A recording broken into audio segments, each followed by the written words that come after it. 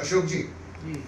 अभी तक हमारी बातचीत के दौरान ये तो पक्का हो गया है कि शंभल की शक्तियाँ तरह तरह से अपने जो दूत हैं, मैं दूत कहूँगा उनको, रिप्रेजेंटेटिव कहूँगा, उनके द्वारा हम सब की भलाई के लिए संदेश भेजते रहते हैं और आगे कैसे बचाना है, कैसे उन्नति के रास्ते पर इस स्वर्ण युग में ले जाना है, इसका निर्देश देते रहते हैं। लेकिन अब प्रश्न यह है कि वो निर्देश केवल शंभल की शक्तियों के द्वारा और आप लोगों तक पहुंचते हैं।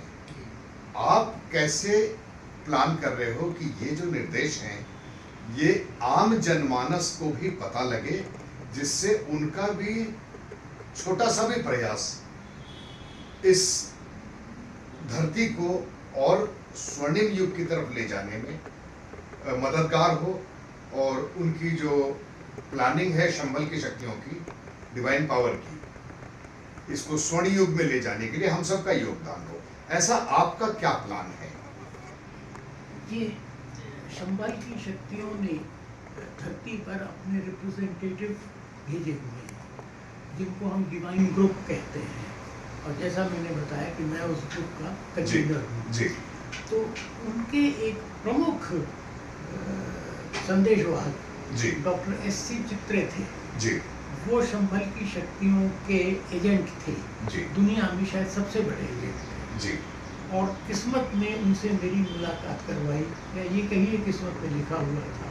जी। उन्होंने मुझसे कहा कि क्या तुम शंभल की शक्तियों से संपर्क करना चाहते हो? जी। तो मैं हैरान रह गया कि भाई जिन शक्तियों ने दुनिया बनाई है, क्या मैं उनसे संपर्क कर सकता हूँ? जी। उन्होंने उसका तरीका मुझे बताया, जो शायद किस्मत में पहले ही लिखा हुआ था। जी। उन्होंने मुझे एक सिद्धि करवाई और फिर मेरा शंभल की शक्तियों से वार्तालाप शुरू हुआ। जी। और उन्होंने ऐसे ऐसे चमत्कार दिखाए, क्योंकि जब तक देवी शक्ति चमत्कार ना दिखाए उसको कोई विश्वास मानता नहीं, कोई मानता नहीं। तो उन्होंने 100 से ज्यादा ऐसे चमत्कार मुझे दिखाए, जिसके बाद कोई संदेह नहीं रह जाता कि वो शक्तियाँ दुनिया का भला करने के लिए कितनी उत्सुक हैं और किस तरह उसकी प्लानिंग कर रही हैं। तो जाहिर है कि उस प्लानिंग में मैं और मेरा ग्रुप शामिल है, और शंभल की शक्तियाँ चाहती हैं कि अब वो दुनिया के सामने रखा जाए, क्योंकि नवंबर आ गया है 2026, और इसके बाद फौरन युग परिवर्तन शुरू हो जाएगा। तो उसके लिए जानकारी देना बहुत ज़रूरी है। इसके लिए देवी शक्तियों ने ही एक मीटिंग बरेली में आयोजित करवाई है। मतलब वो मीटिंग देवी शक्तियों ने बरेली में स्पेशली अरेंज की है।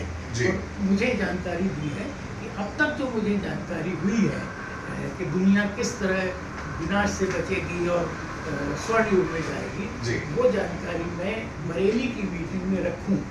उसके बाद ये देवी शक्तियों का काम होगा कि उस वहाँ जो जानकारी दी गई है उसे आगे बढ़ाने के लिए वो क्या प्रयास करते हैं। बिल्कुल उचित है। ये बहुत जरूरी है कि जो सूचनाएं आप तक हैं, जो डिवाइन प्लान आपके पास हैं, जो युगों युगों से चले आ रहे हैं, अब वो समय आ गया है कि लोगों तक पहुंचाया जाए। तो जैसा मैंने कहा करना था कि ये जानकारी इस समय दुनिया के सामने जानी बहुत ज़रूरी है, क्योंकि इस जानकारी के माध्यम से ही पूरी दुनिया को देवी कार्यक्रम, जिसे हम डिवाइन प्लान कहते हैं, वो सामने जाएगा, जिससे दुनिया की तबाही बचेगी। वरना जैसा एंड्रू टॉमस को महात्मा भगवान परशुराम ने बताया कि अगर ये स्कीम फेल हुई और डिवाइन प्लान लोगों ने न समझा तो तुम्हारी सभ्यता नष्ट हो जाएगी। और अगर तुमने समझा और उसे एग्जीक्यूट किया तो तुम लोग स्वर्ण युग में जाओगे। यही सूरदास ने कहा, यही भगवान परशुराम ने नास्ते नमस के माध्यम से कहलवाया। तो अब ये जानकारी दुनिया तक पहुंचाना, इससे ज़्यादा ज़रूरी काम कोई दुनिया में आज तक नहीं हुआ। तो इसके लिए देवी शक्तियों ने ही एक मीटिंग बरेली में अरेंज करवाई है, जहां हम अब तक की जो जानकारी मिली है डिवाइन प्लान, वो वहाँ दुनिया के सामने रखेंगे। और इसमें शंभल की शक्तियों के जो रिप्रेजेंटेटिव धरती पर रहे हैं, उनमें से एक रिप्रेजेंटेटिव ने मुझे कांटेक्ट किया और उसने शंभल की शक्तियों से मेरा परिचय करवाया और शंबल की शक्तियाँ उसके बाद मुझे लगातार चमत्कारिक संदेश दे रही हैं, उनका क्या मतलब है और देवी शक्तियाँ किस तरह दुनिया को बचाना चाहती हैं, वो हम बरेली की मीटिंग में डिस्कस करेंगे और आशा करते हैं कि वहाँ से ये सूचना सारी दुनिया में जाएगी।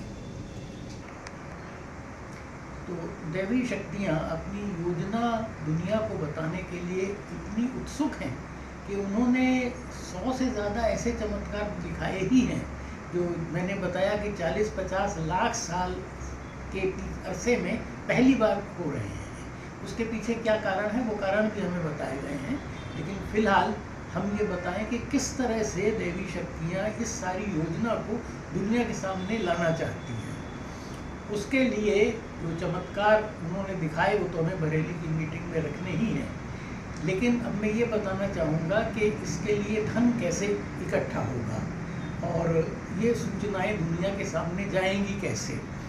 इसके लिए आपको शायद हैरानी होगी कि इस योजना में फिल्म स्टार धर्मेंद्र और उनका पूरा परिवार भी शामिल है, और इसके लिए मेरी मुलाकात धर्मेंद्र भाई साहब से उसमें करवा दी गई थी जब मैं रुड़की यूनिवर्सिटी में इंजीनियरिंग का अध्ययन कर रहा था। तो इसकी डिटेल मेरी पुस्तक है Narendra Modi and execution of cosmic plan. इसमें चैप्टर नंबर 15 में मैंने कॉस्मिक कनेक्शन ऑफ देवल्स के नाम से एक चैप्टर दिया है।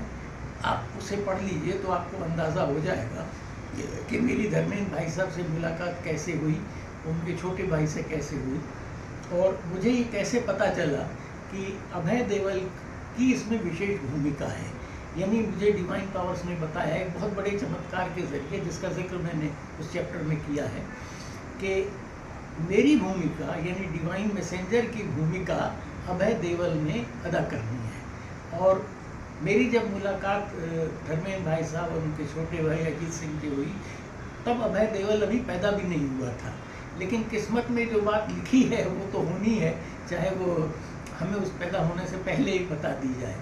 तो जुहू के बंगले में, जहाँ धर्मेंद्र भाई साहब का बंगला था, जब मुझे ये पता चला कि अभय देओल को ये भूमिका निभानी है, तो मैं वहाँ गया। तो धर्मेंद्र भाई साहब तो उसमें अपने फार्म पे गए हुए थे। अजीत सिंह जी से मेरी बात हुई, अभय देओल के पिता धर्मेंद्र जी के छोटे भाई। तो अनफॉर्चुनेटली उनको पैरालिसिस का अटैक पड़ा हुआ था, तो वो ज़्यादातर बिस्तर पे रहते थे, लेकिन माइंड उनका बहुत शार्प था उस समय। तो जब मैंने उन्हें बताया कि वो जानते थे कि मैं देवी शक्तियों पर रिसर्च कर रहा हूँ, तो मैंने उन्हें बताया कि मुझे जो देवी शक्तियों ने सूचना दी है उसके हिसाब से दुनिया को इस बात की जानकारी देने के लिए फिल्में और टेलीविज़न सीरियल बनाए जाएंगे, और उसमें मेरी भूमिका अभय देओल ने करनी है। तो बहुत खुश हुए। मैंने कहा अभय ने वो रोल किया तो वो सदियों तक याद रखा जाएगा। तो वो इस बात से बहुत खुश थे कि भाई मेरे बेटे को इतना बड़ा काम सौंपा गया है। तो एनीवे मैंने उनसे कहा कि आप अभय से कह दीजिए कि जैसे ही उसे वो रोल ऑफ़र हो वो एक्सेप्ट कर ले। तो उन्होंने कहा कि आप फिक्र मत कीजिए, मैं अभय से कह दूँगा, बस आप ऑफ़र भिजवा दीजिए। वो धर्मेंद्र भाई साहब के जुहू वाले बंगले में धर्म जी, उनके छोटे भाई अजीत सिंह जी, धर्म जी की पत्नी प्रकाश कौर जी और अजीत सिंह की वाइफ उषा और बॉबी और सनी रहते हैं। अभय ने अपना सेटअप अलग इसलिए बनाया है कि शायद उसे कुछ अलग से बहुत बड़े काम करने हैं, तो उसका सेटअप अलग ज़रूरी था। तो अब पता नहीं वो उस बीच आ पाए या नहीं, क्योंकि मेरी जो अजीत सिंह जी से बात हुई उससे 1.5 महीने बाद ही उनका देहावसान हो गया। तो अगर इस बीच उनकी मुलाकात अभय से हुई होगी तो उन्होंने कहा होगा, और नहीं भी कहा तो इससे कोई फ़र्क नहीं पड़ता, जो किस्मत में लिखा है वो तो होगा ही। अगर अभय ने वो रोल करना है और वो सदियों तक याद रखा जाएगा तो वो रखा ही जाएगा। इसके अलावा मेरी पत्नी का रोल किसे करना है इसका हिंट भी मुझे डिवाइन पावर्स ने दे दिया है, और जो हमारे ग्रुप के लोग हैं उनके बारे में भी मुझे डिवाइन पावर्स ने बताया है।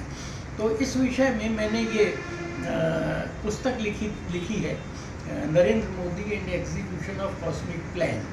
इसमें चैप्टर नंबर 15 में मैंने कॉस्मिक कनेक्शन ऑफ देवल्स के चैप्टर में ये सारी बातें लिखी हैं। आप उसको पढ़ सकते हैं, और डिटेल तो खैर आगे दुनिया में जाएगी ही। तो यहाँ ये मैं बता दूं कि दैवी शक्तियाँ हमें बताती रहती हैं कि कहाँ क्या काम करना है। अब मैं उस ग्रुप का कन्वीनर हूँ, ये मुझे दैवी शक्तियों ने बताया, और बाद में मुझे बताया कि इसमें सह संयोजक श्री अजय कुमार बत्ता हैं, जो कि वीडियो एडिटर का और वीडियोग्राफी का काम करते हैं। तो हैरानी की बात ये थी कि एक बहुत महत्वपूर्ण चित्र में हम लोग अजय बत्ता साहब के ऑफिस में थे, उनकी तस्वीर उसमें प्रकट हो गई कंप्यूटर पे अपने आप। वो तस्वीर हम आपको दिखा सकते हैं, दिखाने की कोशिश करेंगे। लेकिन इसका मतलब ये है कि किसने क्या काम करना है वो सब दैवी शक्तियों ने पहले से तय कर रखा है, और हमें उसकी सूचना पहले से दे देती हैं ताकि अगला तैयार हो जाए जो काम उसे, जो रोल उसको दिया गया है निभाने के लिए। दोस्तों, बहुत रोचक, बहुत ज़रूरी विषय अभी अशोक जी ने आपसे चर्चा करी। इससे और गहरी बातें, शंभल की शक्तियों का आदेश, निर्देश और उनका विचार, उनका प्लान, ये अशोक जी बहुत शीघ्र बरेली के मीटिंग और कॉन्फ्रेंस में दुनिया के सामने लाने वाले हैं। तब तक मेरा निवेदन है, सब्र रखें, इंतज़ार करें। जय हिंद, जय भारत।